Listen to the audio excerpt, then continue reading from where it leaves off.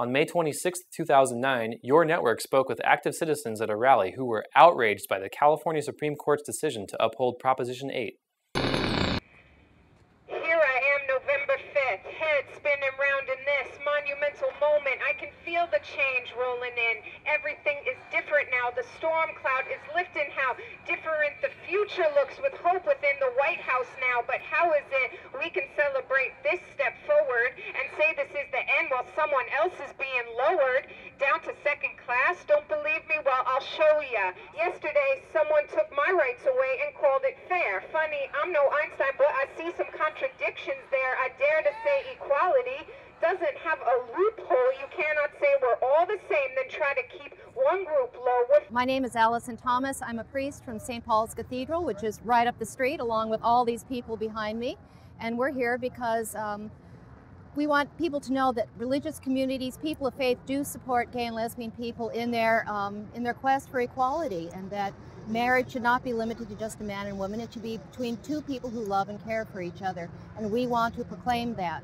Well, up until like a few years ago, I thought I would never get married, like even though I was only like 16. Right now, but I've had like relationships, and I feel like as it goes on, I want to get married, not as soon as possible, but eventually I would want to get married. And that would suck if I can't do it just because somebody thinks that it's not right in the Bible or in their life. I think the Supreme Court's job is to uphold the Constitution regardless of the majority rule.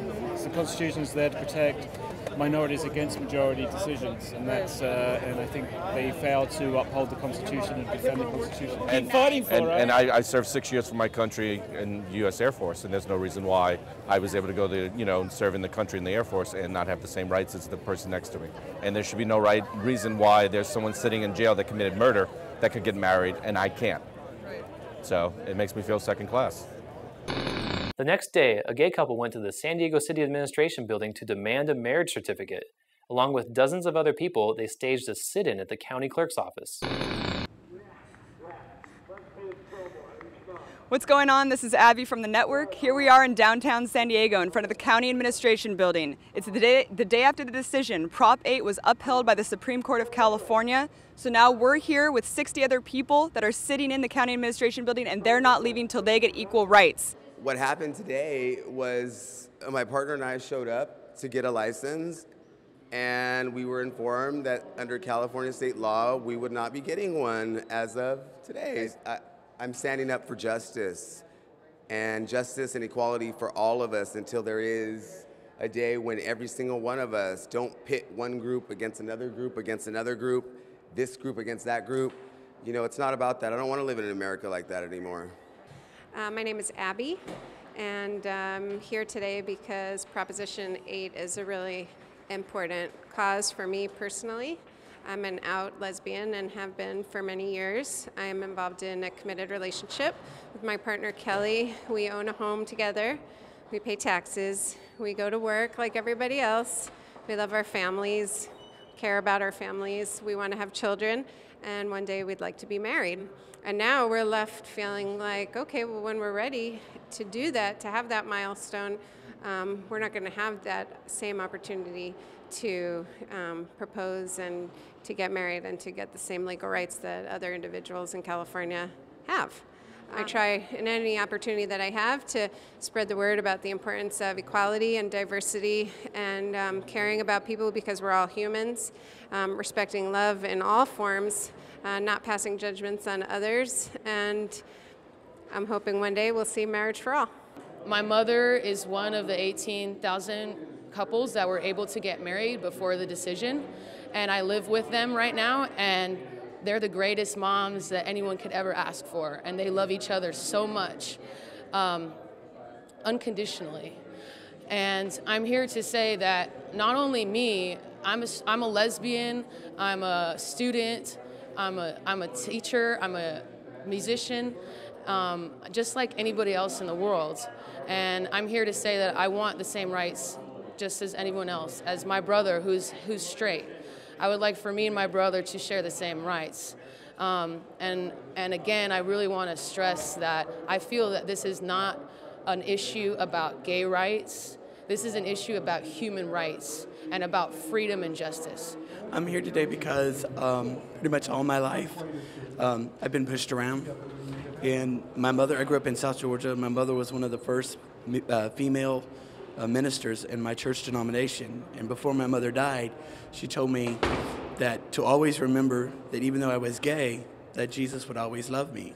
So I'm here because I'm at a point in my life where I can't sit back anymore. I'm tired of being pushed around. I'm tired of my rights being carted away. You know, and what really upsets me is that people don't know this, but we've been sitting in here watching people come in to try to get marriage licenses. They're not offering even civil unions.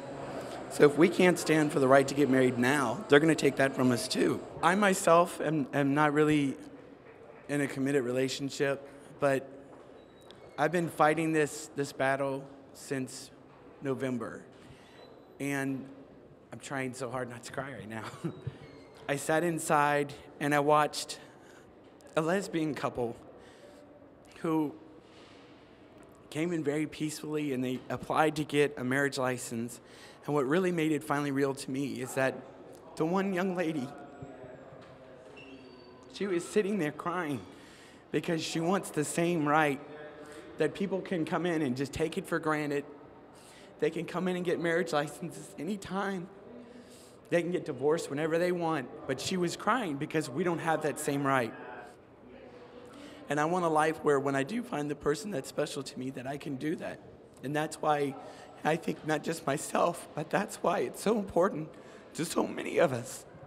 Because it's not about changing what people believe. It's about basic rights. And it's about being able to wipe the tears away from couples who are told that they're less important because we're made different. And people don't understand that sometimes the people that say we choose to be like this, it amazes me. Who wakes up one day and says, you know what? I want to alienate myself from my entire family. I want to be thrown out of the house. I want to be, when you're 16, 17 years old, I want to be on the street and be homeless. And the thing that I say, and I hope to God that someone straight can see this, if you're a Christian and you believe in God, where do you find in your heart to throw your own children away? Where is that in the Bible? Why is that okay? But trying to get married, that's not okay. Just wanting to have your own family, that's not okay. But throwing your own children away, that's okay.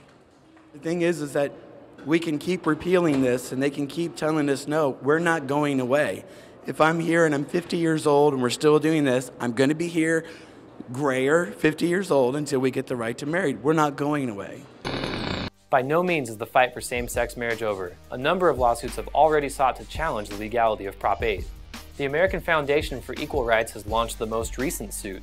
They assert that Prop 8 violates the U.S. Constitution's guarantees of equal protection and due process because it relegates same-sex partners to domestic partners instead of granting them full equal rights.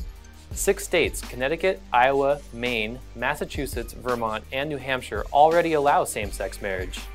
California is supposed to be one of the most progressive states in the country, and yet it's not on the list. Do you think it's time for a real change? Thank you for watching. We'll see you next time.